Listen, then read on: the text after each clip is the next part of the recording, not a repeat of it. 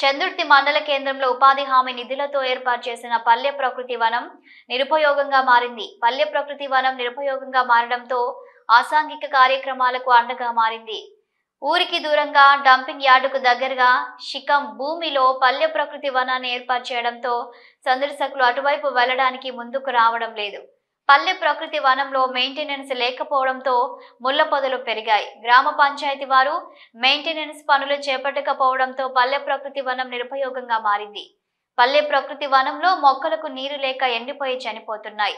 ఇప్పటికైనా పల్లె ప్రకృతి వనాన్ని అందుబాటులోకి తీసుకువచ్చి మెయింటెనెన్స్ పనులు చేపట్టాలని మాజీ ఎంపీపీ చిలుక పెంటయ్య డిమాండ్ చేశారు.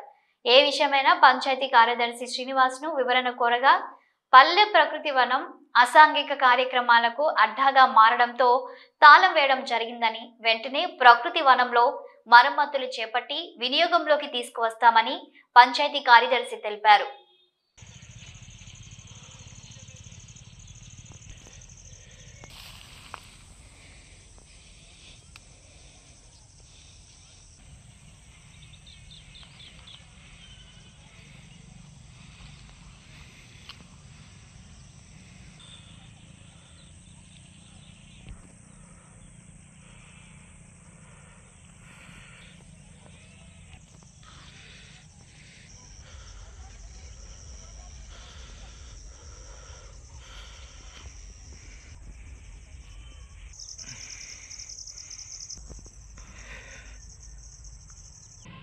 చందుర్తి మండల కేంద్ర మరియు ప్రజలకు అందరికీ నమస్కారములు. గత ప్రభుత్వం పల్లె ప్రకృతి వనం అనేది ఊరి దగ్గర నిర్మించి పల్లెల్లో ఉండే పేదలకు సౌకర్య నిమిత్తం గార్డెన్ లాగా ఏర్పాటు చేసి ఫ్యామిలీతో పాటు పిల్లలతో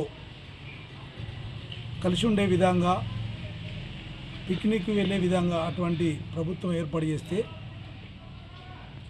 మరి ఇప్పుడున్న ప్రస్తుత పరిస్థితుల్లో మండల కేంద్రంలో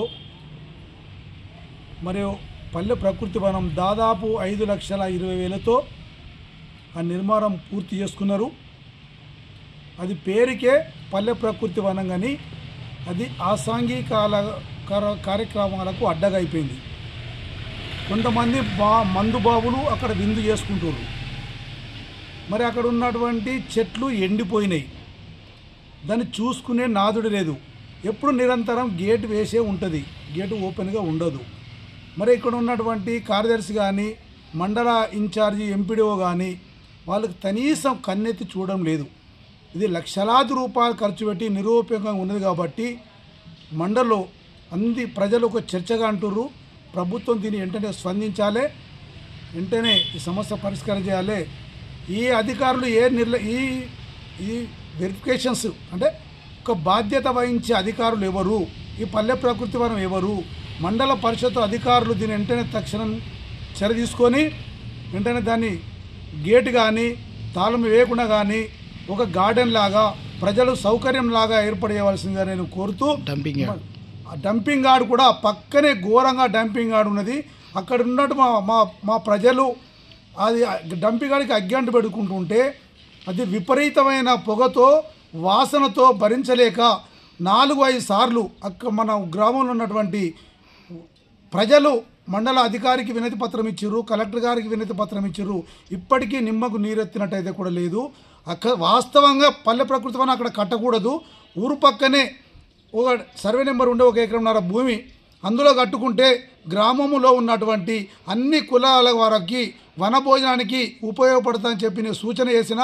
ఎంత సూచన చేసినా నా అనుభవాన్ని వాళ్ళు ఎలాంటి పరిణోగం తీసుకోక వాళ్ళ స్వార్థానికి డబ్బులు సంపాదించుకోవడానికి ఒక శిఖం భూమిలో నిర్మించారు. శిఖం భూమిలో చట్ట విరుద్ధంగా నిర్మించారు. అప్పుడు కలెక్టర్ కానీ ఎంఆర్ఓ కానీ అది విరుద్ధంగా నిర్వహించారు తప్ప శిఖంలో ఏం పని చేయకూడదు.